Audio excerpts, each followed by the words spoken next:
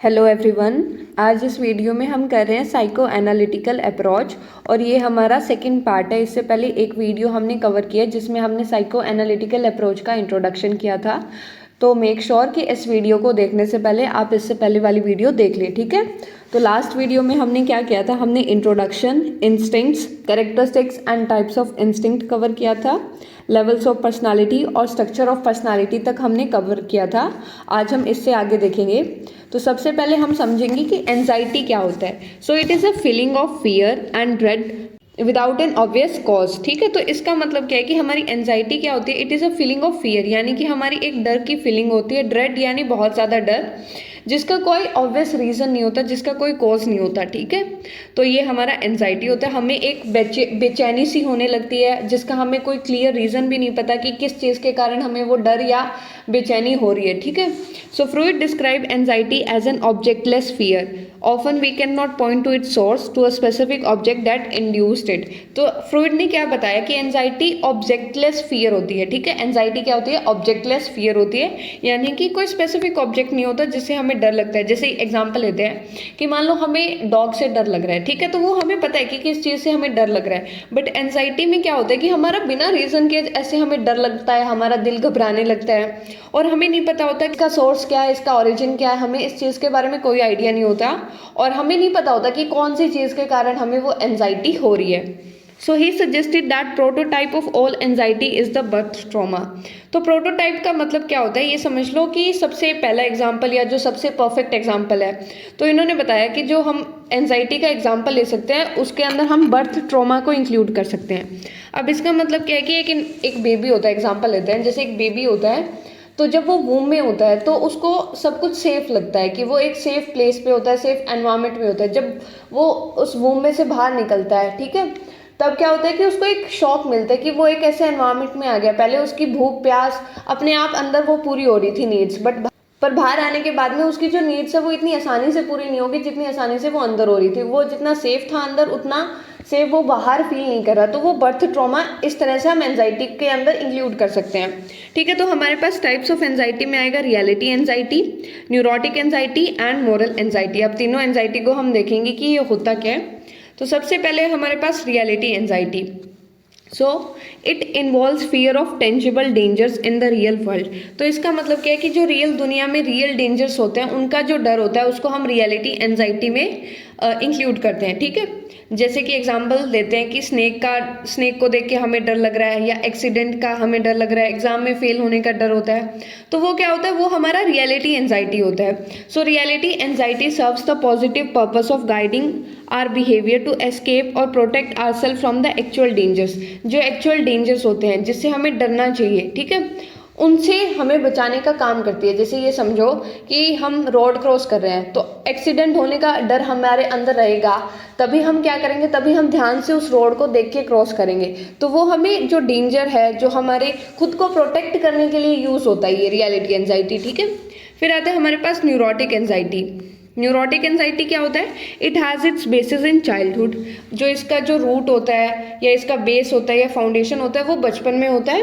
And in a conflict between instinctual gratification and reality. तो इसका मतलब क्या है, इसका मतलब बेसिकली ये है कि ईड और रियलिटी के बीच में जब कॉन्फ्लिक्ट होती है तब हमारी न्यूरोटिक एंजाइटी होती है, ठीक है, सिंपल। ईड और रियलिटी के बीच में जब हमारी कॉन्फ्लिक्ट होगी तो हम उसको क्या बोलेंगे, न्यूरोटिक एंजाइटी बोलेंगे, ठीक है। और जैसे मान लो हमें आइसक्रीम खानी है कि हमने किसी बच्चे को आइसक्रीम खाते हुए देखा तो हमारा मन क्या किया कि हाँ बस उसी से चुरा के खा लो, बट रियलिटी क्या बोलेगा, नहीं ऐसा नहीं कर सकते, ठीक है। तो जब हमारी ईड और रियलिटी के बीच में कॉन्फ्लिक्ट होगा तब हमारी न्यूरोटिक एंजाइटी होगी। फिर आता है हमारे पास मॉरल एंजाइटी। मॉरल एंजाइटी में क्या होता है, it results from a conflict between the id and the superego. जब हमारी ईड और सुपर ईगो के बीच में कॉन्फ्लिक्ट होती है तब हम उसको क्या बोलते हैं, उसको हम मॉरल एंजाइटी बोलते हैं। So in essence it is a fear of one's conscience.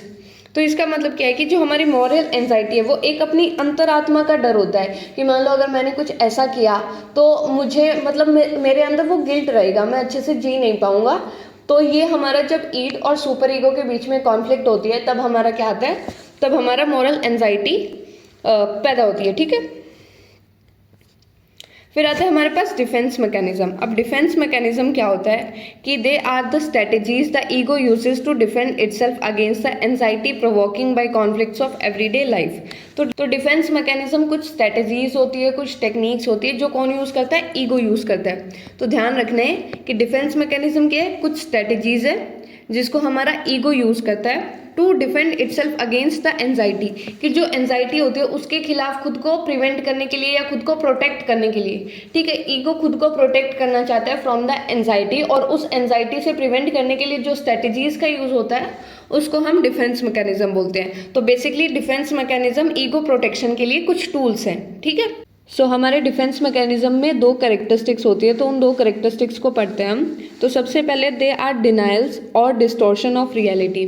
Denials का मतलब क्या होता है कि जो हमारी सच्चाई होती है, जो हमारी रियलिटी होती है, हम उसको मानने से या एक्सेप्ट करने से मना कर देते हैं। डिस्टॉर्शन क्या होता है कि हम रियलिटी को ट्विस्ट कर देते हैं या उसको बदल देते हैं। ठीक है, डिस्टॉर्ट कर देते हैं, जो रियल में होता है वो हम उस तरह से उस चीज़ को परसीव नहीं करते, हम उसको बदल देते हैं। तो पहली कैरेक्टरिस्टिक्स हमारी क्या है कि दे आर डिनाइल्स और डिस्टॉर्शन ऑफ रियलिटी। दूसरा हमारे पास क्या है कि दे ऑपरेट अनकॉन्शियसली। अब इसका मतलब है कि हमारे जो डिफेंस मैकेनिज्म होते हैं वो ऑटोमेटिक होते हैं, हम जानबूझ के यूज़ नहीं करते। ठीक है, मतलब हमें पता भी नहीं होता कि हम डिफेंस मैकेनिज्म अब यूज़ कर रहे हैं। ठीक है, तो they operate unconsciously. So unconscious का मतलब हमें पता है कि जिसके बारे में हम अवेयर नहीं होते। तो हमारे डिफेंस मैकेनिज्म की दो कैरेक्टरिस्टिक्स होगी, पहला दे आर डिनाइल्स और डिस्टॉर्शन ऑफ रियलिटी, दूसरी है दे ऑपरेट अनकॉन्शियसली, यानी कि ऑटोमेटिक मेंटल ट्रिक्स होती है जो हमारा ईगो यूज़ करता है। तो अब हम अलग अलग तरह के डिफेंस मैकेनिज्म को पढ़ेंगे। तो सबसे पहले हमारे पास आता है रिप्रेशन। तो रिप्रेशन क्या होता है, it is involuntary removal of something from conscious awareness. अब इनवॉलेंट्री रिमूवल का मतलब होता है कि हमें पता नहीं होता कि मान लो कोई चीज़ हमें एंजाइटी दे रही है, तो हम क्या करेंगे, हमारी जो कॉन्शियस अवेयरनेस है उसमें से उसको रिमूव कर देंगे, बट ये चीज़ हमें पता नहीं होती कि हम उसको रिमूव कर रहे हैं। ठीक है, सो रिप्रेशन का मतलब है किसी पेनफुल या फिर हमारी जो डिस्टर्बिंग थॉट है उसको ऑटोमेटिकली माइंड से हटा देना। ठीक है, और इनवॉलेंट्री होता है कि हम बिना जानबूझ के वॉलेंट्रीली उस काम को नहीं कर रहे। ठीक है, सो माइंड खुद ही पेनफुल मेमोरी को कॉन्शियस माइंड से निकाल कर अनकॉन्शियस में पुश कर देता है। फिर आता है it is unconscious type of forgetting of existence of something that brings us discomfort आएगा यहाँ पे, और पेन। तो हमारी रिप्रेशन क्या है, रिप्रेशन हमारा अनकॉन्शियस टाइप ऑफ फॉरगेटिंग, यानी कि हम इंटेंशनल नहीं होता, अनइंटेंशनल हम किसी चीज़ को भूल जाते हैं। और किस चीज़ को भूलते हैं, जो हमें डिस्टर्ब कर रही है, जो हमें डिस्कम्फर्ट दे रही है, जो हमें पेन दे रही है। और it is most fundamental and frequently use defence mechanism, यानी कि इसको हम बहुत ज़्यादा बार यूज़ करते हैं। फॉर एग्जाम्पल, जैसे एग्जाम्पल दे रखा है, a man can so strongly repress the sex drive that he becomes important. अब इसका मतलब है कि अगर कोई इंडिविजुअल है वो अपनी सेक्सुअल डिज़ायर्स को बहुत स्ट्रांगली दबा देता है तो वो इम्पॉर्टेंट हो जाता है, यानी कि सेक्सुअली डिसफंक्शन हो जाता है। तो ये हमारा रिप्रेशन का एक एग्जाम्पल दे रखा है। और फिर हमारे पास जो नेक्स्ट डिफेंस मैकेनिज्म है वो है डिनाइल। सो डिनाइल में हमारे पास क्या होता है कि a defence mechanism that involves denying the existence of an external threat और ट्रॉमेटिक इवेंट। तो इसमें हम क्या करते हैं कि जो रियलिटी होती है उसको एक्सेप्ट करने से मना कर देते हैं। ठीक है, एक इंडिविजुअल बोलता है कि ये सच नहीं हो सकता, कि जो रियलिटी सामने होती है फिर भी इंडिविजुअल उस चीज़ को एक्सेप्ट नहीं कर पाता। जैसे कि एग्जाम्पल दे रखा है, a person with terminal illness may deny the imminence of death, कि एक इंडिविजुअल जिसको बहुत ज़्यादा सीरियस कंडीशन है या सीरियस इलनेस है वो बोल सकता है कि मैं ठीक हो जाऊंगा, वो डेथ को डिनाई कर देता है कि नहीं, डेथ तो नहीं हो सकती। ठीक है, तो ये हमारे पास हमने किया रिप्रेशन और डिनाइल। तो इसमें रिप्रेशन में क्या होता है कि अनकॉन्शियस फॉरगेटिंग होती है या फिर अनकॉन्शियस रिमूवल होता है। अनकॉन्शियस रिमूवल किस चीज़ का, ऐसी जो मेमोरीज है या फिर ऐसे थॉट्स हैं जो हमें डिस्कम्फर्ट दे रहा है या जो हमें पेन दे रहा है या बेसिकली एंजाइटी दे रहा है। ठीक है, और डिनाइल में क्या होता है कि हम रियलिटी को एक्सेप्ट नहीं कर पाते, रियलिटी को एक्सेप्ट नहीं करते। ठीक है, तो ये हमने दो पढ़े। अब नेक्स्ट जो हमारे पास है वो है रिएक्शन फॉर्मेशन। रिएक्शन फॉर्मेशन में क्या होता है, it involves expressing an id impulse that is opposite of one that is truly driving the person, कि हम बिल्कुल अपोजिट करते हैं। जो भी चीज़ हमारे मन में आ रही है, जो भी ईड हमारे मन में आ रही है, जो भी चीज़ हम एक्सप्रेस करना चाहते हैं, हम उसका बिल्कुल टोटली अपोजिट करते हैं। ठीक है, तो ये हमारा रिएक्शन फॉर्मेशन होता है। For example, a person disturbed by extremely aggressive impulses may become overly solicitous and friendly। कि एक इंडिविजुअल है जिसके अंदर क्या आ रहा है, बहुत ज़्यादा एग्रेशन हो रहा है, तो वो क्या करेगा, वो उसके टोटली अपोजिट बिहेवियर क्या करेगा कि मान लो एक इंडिविजुअल बहुत ज़्यादा गुस्सा कर रहा है तो उसके अपोजिट बिहेवियर क्या होगा कि बहुत ज़्यादा फ्रेंडली हो जाना, बहुत ज़्यादा अच्छे से बिहेव करना दूसरे इंडिविजुअल्स के साथ, एक फ्रेंडली नेचर होना, ठीक है, कोऑपरेटिव तरह से एक्ट करना। तो ये क्या है, ये दो बिल्कुल अपोजिट इम्पल्सिस है, दो बिल्कुल अपोजिट बिहेवियर है। तो एक इंडिविजुअल जब अपने एग्रेसिव इम्पल्सिस से, बहुत ज़्यादा एग्रेशन से जब डिस्टर्ब होता है तो वो क्या करता है, वो बहुत ज़्यादा फ्रेंडली और सोलिसिटस होने की ट्राई करता है। तो ये हमारा रिएक्शन फॉर्मेशन है। रिएक्शन हम देखते हैं ना कि एक्शन होता है एक, और एक्शन का बिल्कुल अपोजिट क्या होता है, उसका रिएक्शन आता है, ठीक है। तो यही चीज़ है कि हम जो चीज़ फील कर रहे हैं उसके बिल्कुल अपोजिट हम कुछ रिएक्शन देते हैं, बिल्कुल कुछ अपोजिट बिहेवियर करते हैं, तो वो हमारा रिएक्शन फॉर्मेशन में आएगा। नेक्स्ट है हमारे पास प्रोजेक्शन। अब प्रोजेक्शन में क्या होगा कि जैसे मान लो हमने प्रोजेक्टर देखा होगा, ठीक है, ऐसे कुछ प्रोजेक्टर होता है और एक हमारे पास इस तरह की कोई स्क्रीन होती है या फिर एक वाइट हमारे पास ब्लैंक वॉल होती है या फिर कुछ ऐसे शीट तरह की होती है। तो यहाँ से क्या होता है कि इस प्रोजेक्टर से इस पर हमारी जो पिक्चर है या कुछ भी इंफॉर्मेशन है वो प्रोजेक्ट होती है। तो इस वाइट स्क्रीन पे हमारे पास क्या होती है, प्रोजेक्ट होती है। तो प्रोजेक्टर का काम क्या होता है कि अपनी जो भी इमेजेस है वो उस वाइट स्क्रीन पे प्रोजेक्ट कर देना, ठीक है। तो ऐसे ही प्रोजेक्शन है कि इसमें एक इंडिविजुअल क्या करता है, attributing a disturbing impulse to someone else, कि एक इंडिविजुअल के अंदर जो भी डिस्टर्बिंग इम्पल्स है वो दूसरों के ऊपर प्रोजेक्ट कर देगा कि मान लो कुछ कमी मेरे अंदर होगी, ठीक है, कुछ कमी मेरे अंदर है, बट मैं क्या बोलूँगी कि मेरे अंदर वो कमी नहीं है, वो दूसरे इंडिविजुअल के अंदर ही कुछ कमी है। तो मैंने जो अपनी प्रॉब्लमैटिक थिंग्स थी वो दूसरों के ऊपर थोप दी। तो ये हमारा बेसिकली प्रोजेक्शन होता है कि हम हमारी जो डिस्टर्बिंग इम्पल्सेस होते हैं वो दूसरों के ऊपर एट्रीब्यूट कर देते हैं, दूसरों के ऊपर प्रोजेक्ट कर देते हैं। जैसे एग्जाम्पल दे रखा है, lustful, aggressive and other unacceptable impulses are seen as being possessed by other people, not by oneself. The person says in effect, I don't hate him, he hates me। कि एक individual क्या होता है कि बहुत ज़्यादा एग्रेसिव होता है, उसके अंदर बहुत सारे अनएक्सेप्टेबल इम्पल्सेस होते हैं कि मान लो जो नॉर्मली सोसाइटी एक्सेप्ट नहीं करती, एक इंडिविजुअल बहुत बुरा व्यवहार करता है, तो इसमें एक इंडिविजुअल क्या करेगा, वो ये बोलेगा कि मैं उनको हेट नहीं करता, वो दूसरे इंडिविजुअल से मुझको हेट करता है। तो उसने बेसिकली क्या किया कि जो उसके अंदर जो फील कर रहा था वो उसने दूसरों के ऊपर प्रोजेक्ट कर दिया, ठीक है। तो ये हमारा प्रोजेक्शन हो गया। तो हमने 4 तरह के डिफेंस मैकेनिज्म पढ़े। रिप्रेशन, जिसमें एक इंडिविजुअल अनकॉन्शियसली जो पेनफुल स्टिमुलाई होता है, पेनफुल इम्पल्सेस होते हैं जो डिस्कम्फर्ट देते हैं, उसको अनकॉन्शियस में डाल देता है। डिनाइल में क्या होता है कि एक इंडिविजुअल रियलिटी को एक्सेप्ट करने से ही मना कर देता है, या रियलिटी एक इंडिविजुअल के बिल्कुल सामने होती है बट वो उसको एक्सेप्ट नहीं कर पाता। फिर रिएक्शन फॉर्मेशन की, रिएक्शन फॉर्मेशन में क्या होगा कि हमारे पास जो इम्पल्स होगा उसके टोटली अपोजिट कोई बिहेवियर करना, वो हमारा रिएक्शन फॉर्मेशन है। प्रोजेक्शन में हमारे जो डिस्टर्बिंग इम्पल्सेस है वो हम दूसरों के ऊपर एट्रीब्यूट करेंगे। फिर हमारे पास आता है rationalisation. So it involves reinterpreting our behavior to make it seem more rational and acceptable to us। कि जैसे एग्जाम्पल से समझो, जब हम एग्जाम्पल करेंगे तो हमें समझ आएगा कि बेसिकली इसका मतलब क्या है। For example, the person who is fired from a job rationalize it by saying that job was not good one anyway. कि मान लो किसी इंडिविजुअल है, ये समझ लो कि अंगूर खट्टे हैं, कि अगर अंगूर हमें ना मिले तो अंगूर क्या है, अंगूर खट्टे हैं। तो ये हमारा बेसिकली इसका मतलब है। तो हम क्या करते हैं कि हमने वो लोमड़ी की कहानी सुनी होगी कि वो बहुत ऊपर थे, तो वो क्या हुआ, वो लोमड़ी उसके ऊपर तक पहुंच नहीं पाई, तो उसने क्या बोला, अंगूर खट्टे। बेसिकली ये हमारी कहानी थी। तो उसने क्या किया, वो रैशनलाइज करने की ट्राई की कि उसको अगर वो चीज़ ना मिली तो उसने एक इस तरह से उस चीज़ को प्रेजेंट कर दिया कि हाँ मेरे को तो वो चाहिए भी नहीं थे क्योंकि वो खट्टे थे। तो रैशनलाइजेशन हमारा वही होता है। और हमारे जो इस एग्जाम्पल में क्या बता रखा है कि पर्सन जिसको जॉब से निकाल दिया, तो वो इस चीज़ को कैसे रैशनलाइज करेगा, कि मतलब एक इंडिविजुअल रीजन देके उसको ऐसे प्रेजेंट करता है कि हाँ मेरे को तो ये चीज़ चाहिए ही नहीं थी, हाँ जो भी हुआ वो सही हुआ, ठीक है। तो वो उसको इस तरह से प्रेजेंट करता है कि वो चीज़ उसके लिए सही नहीं थी। जैसे एक इंडिविजुअल को जॉब से निकाल दिया तो वो इस तरह के रीज़न देगा कि हाँ मेरे को तो वो जॉब पसंद ही नहीं थी। तो रैशनलाइजेशन में एक इंडिविजुअल जो बिहेवियर होता है उसको री इंटरप्रेट करता है ताकि वो रैशनल और एक्सेप्टेबल लगे, ठीक है। So we excuse or justify a threatening thought or action by persuading ourselves there is a rational explanation for it. कि हम कोई भी जो चीज़ होती है उसके एक रीज़न के साथ, मतलब वो अनलॉजिकल होती है बट हम उसका कुछ रीज़न देते हैं ताकि वो हमें जस्टिफाइएबल लगे, ठीक है, ताकि हम उस चीज़ को जस्टिफाई कर सकें। तो ये हमारा रैशनलाइजेशन होता है।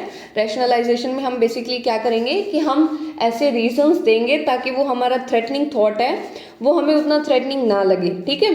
तो ये हमारा रैशनलाइजेशन होता है। फिर हमारे पास डिस्प्लेसमेंट आता है। अब डिस्प्लेसमेंट में क्या होगा कि डिस्प्लेस करना, ये समझो कि किसी चीज़ को हटा के दूसरी चीज़ को लगा देना, यही होता है कि डिस्प्लेस कर दिया, ये समझो। अब हम इसमें समझते हैं कि ये होता क्या है।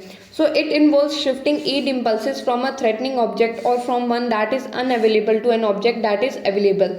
तो इसमें क्या होता है, एग्जाम्पल से समझो कि मान लो बॉस है कि आप कहीं पे जॉब करते हो, ठीक है, और आपके बॉस ने क्या किया, आपके ऊपर गुस्सा किया, ठीक है। आप ये इंडिविजुअल समझ लो, आपके बॉस ने आपके ऊपर गुस्सा किया। अब आप क्या करोगे, क्या आपको बहुत गुस्सा आ रहा है, ठीक है, आप बहुत एग्रेसिव पर्सनालिटी के हो, आपको बहुत गुस्सा आ रहा है, तो आप क्या करोगे, क्या उस बॉस के ऊपर वो गुस्सा निकाल दोगे? नहीं निकाल सकते, क्योंकि अगर हम ऐसा करेंगे तो हमें जॉब से निकाल देंगे।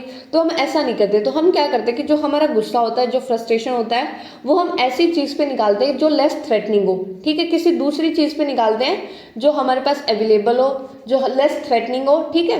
जैसे कि मान लो एक इंडिविजुअल ए है, तो उसने बॉस के ऊपर गुस्सा ना निकाल के अपनी वाइफ के ऊपर गुस्सा निकाल दिया, ठीक है। तो ये क्या है कि उस इंडिविजुअल ने बॉस की जगह वाइफ को दे दी। तो इसने कौन सा डिफेंस मैकेनिज्म यूज किया, डिस्प्लेसमेंट, ठीक है। तो इसमें क्या होता है कि ईड इम्पल्सेस को हम एक इंडिविजुअल जो थ्रेटनिंग है और जो अनअवेलेबल है उससे शिफ्ट कर देते हैं किस पे, जो अवेलेबल है और कम थ्रेटनिंग है, ठीक है। तो जैसे replacing hostility towards one boss with hostility towards one child, कि एक बॉस के टुवर्ड्स हॉस्टिलिटी एक इंडिविजुअल की, पर वो उसके सामने वो नहीं दिखा सकता, ठीक है। तो वो क्या करेगा, वो अपने बच्चे की तरफ वो चीज़ दिखाएगा। तो एक इंडिविजुअल डिस्प्लेस कर देता है, ठीक है। तो हमने रैशनलाइजेशन और डिस्प्लेसमेंट कर लिया। अब हमारे पास आता है सब्लिमेशन एंड रिग्रेशन। सब्लिमेशन क्या होता है, so it involves altering or displacing id impulses by diverting instinctual energy into socially acceptable behaviours. तो इसमें क्या होता है कि जो हमारी ईड इम्पल्सेस होती है, जो हमें डिस्टर्ब कर रही है, जो हमें पेन दे रही है, उसको हम क्या करते हैं, उसको हम कन्वर्ट कर देते हैं या फिर डाइवर्ट कर देते हैं ऐसे बिहेवियर में जो सोसाइटी में एक्सेप्टेबल हो, ठीक है। तो बेसिकली एग्जांपल दे रखा है कि जो सेक्सुअल एनर्जी है उसको हमने डिवाइड कर दिया या डाइवर्ट कर दिया या फिर सब्लिमेट कर दिया, किसमें, आर्टिस्टिकली क्रिएटिव बिहेवियर में। तो ये क्या है, ये एक हेल्दी डिफेंस मैकेनिज्म बोलते हैं कि जिसमें जिस चीज़ को हम एक्सप्रेस नहीं करते, जो चीज़ हमें पेन दे रही है, डिस्कम्फर्ट दे रही है, एंजाइटी दे रही है, हम उसको इस तरह के बिहेवियर में कन्वर्ट कर देते हैं जो हमारी सोसाइटी में एक्सेप्टेबल होते हैं। तो इसको हम सब्लिमेशन बोलते हैं। और नेक्स्ट हमारे पास होता है रिग्रेशन। इसमें क्या होता है रिग्रेशन में कि एक इंडिविजुअल अलग अलग स्टेजेस से पास करता है, ठीक है। तो ये हम पढ़ेंगे जैसे oral, anal, phallic, latency, genitals, हमारे पास ऐसे फेजेस होते हैं, ठीक है, या फिर स्टेजेस बोल सकते हैं। तो एक इंडिविजुअल उन सभी स्टेज में से पास करता है। और रिग्रेशन में क्या होता है, जब एक इंडिविजुअल डिस्कम्फर्ट या पेन फील करता है या एंजाइटी फील करता है तो वो उससे पहले वाले स्टेजेस में चला जाता है, ठीक है। जैसे कि हमने देखा होगा इंडिविजुअल स्ट्रेस के अंदर बहुत बार अपना थंब सक करने लग जाते हैं। तो ये क्या है कि ये उस नॉर्मल एज के लिए प्रॉपर या अप्रोप्रिएट बिहेवियर नहीं है। बट हुआ क्या कि एक इंडिविजुअल पहले कोई से भी स्टेज के अंदर जा सकता है। तो एक individual or the person retreats or regresses to an earlier period of life that was more pleasant and free of frustration and anxiety, कि एक इंडिविजुअल ऐसे फेज में चला जाता है, ऐसे पीरियड ऑफ लाइफ में चला जाता है जो उसके लिए प्लीजेंट था, जहाँ पे उसको फ्रस्ट्रेशन नहीं थी, जहाँ पे उसको एंजाइटी नहीं थी। तो इसमें क्या होता है कि एक individual involves a return to one of the psychosexual stages of childhood development, कि पहले में से कोई भी साइकोसेक्सुअल स्टेजेस में वो चला जाता है। तो ये बेसिकली रिग्रेशन होता है। जैसे हमने एग्जांपल किया कि कोई एक इंडिविजुअल एंजाइटी में थंब सक करना स्टार्ट कर देता है। तो ये हमारे पास डिफेंस मैकेनिज्म हो गए।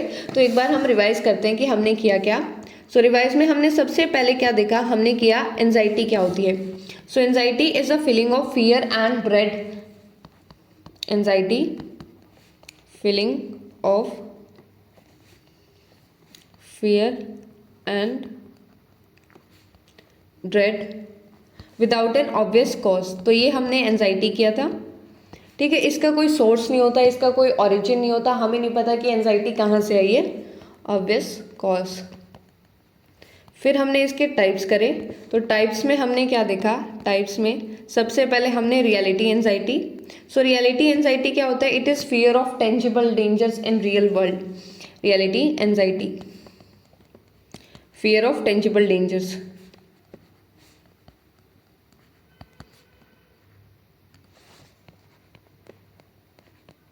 दूसरा हमने क्या देखा रियलिटी के बाद में, न्यूरोटिक। तो न्यूरोटिक में क्या होता है कि जब हमारी ईड और रियलिटी के अंदर ईड वर्सेस रियलिटी हो जाता है, तब जो एंजाइटी प्रोड्यूस होती है उसको हम न्यूरोटिक एंजाइटी बोलते हैं। लास्ट में हमने मोरालिटी एंजाइटी किया। सो मोरालिटी एंजाइटी में क्या होता है, जब ईड और सुपर ईगो के बीच में कॉन्फ्लिक्ट होती है, तब जो एंजाइटी प्रोड्यूस होती है उसको हम क्या बोलते हैं, उसको हम बोलते हैं मोरालिटी एंजाइटी। फिर हमने किया कि डिफेंस मैकेनिज्म। अब डिफेंस मैकेनिज्म क्या होता है, डिफेंस मैकेनिज्म ऐसी स्ट्रेटजीज या फिर टूल्स होते हैं जो हमारा ईगो यूज करता है to defend itself against anxiety. Strategies ego uses to defend or protect itself against anxiety, against anxiety. तो ये हमने डिफेंस मैकेनिज्म की डेफिनेशन की थी। हमने इसके दो कैरेक्टरिस्टिक्स किए थे, 2 कैरेक्टरिस्टिक्स। पहला कि इसके अंदर एक इंडिविजुअल जो हमारी रियलिटी होती है उसको या तो डिनाई कर देता है, डिनाइल होता है, या फिर उसका डिस्टॉर्शन होता है। ठीक है, ये किया था। दूसरा कि ये अनकॉन्शियसली ऑपरेट करते हैं, अनकॉन्शियसली ऑपरेट करते हैं। फिर हमने अलग अलग तरह के डिफेंस मैकेनिज्म किए। तो वो डिफेंस मैकेनिज्म हम देखते हैं कि हमने कौन कौन से डिफेंस मैकेनिज्म किए। सो हमने सबसे पहले किया था रिप्रेशन, जिसको हम बहुत ज़्यादा यूज़ करते हैं। और इसमें क्या होता है कि एक इंडिविजुअल अनकॉन्शियसली जो चीज़ें होती है उसको माइंड से हटा देता है। So unconscious removal of painful और डिस्कम्फर्टिंग थिंग्स, अनकॉन्शियस रिमूवल। फिर रिप्रेशन के बाद में हमने किया डिनाइल, कि एक इंडिविजुअल जो रियलिटी होती है उसको एक्सेप्ट करने से मना कर देता है। Deny to accept the reality, to accept reality, ये किया। फिर हमने डिनाइल के बाद में देखा रिएक्शन फॉर्मेशन। रिएक्शन फॉर्मेशन में क्या होता है कि एक इंडिविजुअल बिल्कुल अपोजिट बिहेवियर करता है, बिल्कुल अपोजिट। रिएक्शन फॉर्मेशन के बाद में हमने किया प्रोजेक्शन, कि एक इंडिविजुअल अपनी जो भी ईड के इम्पल्सेस होते हैं उसको दूसरों के ऊपर एट्रीब्यूट कर देता है। ठीक है, एट्रीब्यूशन होता है अपने जो इम्पल्सेस होते हैं टू अदर्स। ठीक है, एट्रीब्यूशन टू अदर्स।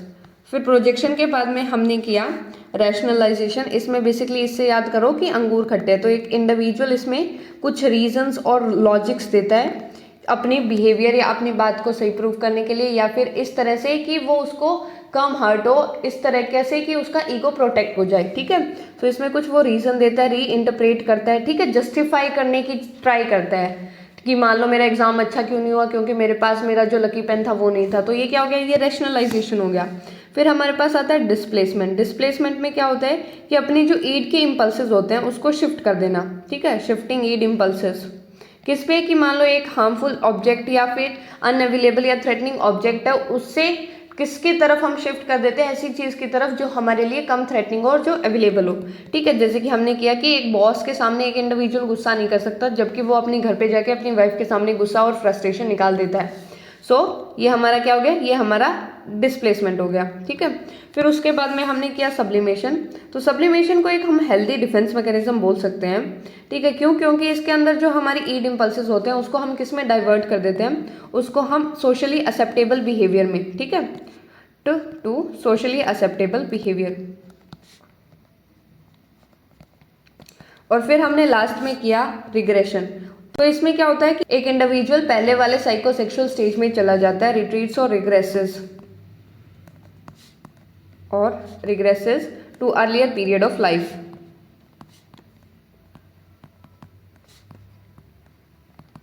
तो ये हमारा डिफेंस मैकेनिज्म कवर होते हैं। और इस वीडियो के अंदर हम इतना ही करेंगे, और जो हमारे साइकोसेक्सुअल स्टेजेस है वो हम नेक्स्ट वीडियो में कवर करेंगे। और अगर आपको इतना समझ में आया और अगर आपको ये वीडियो हेल्पफुल लगे तो please like, share and subscribe to my channel, and thank you for watching it.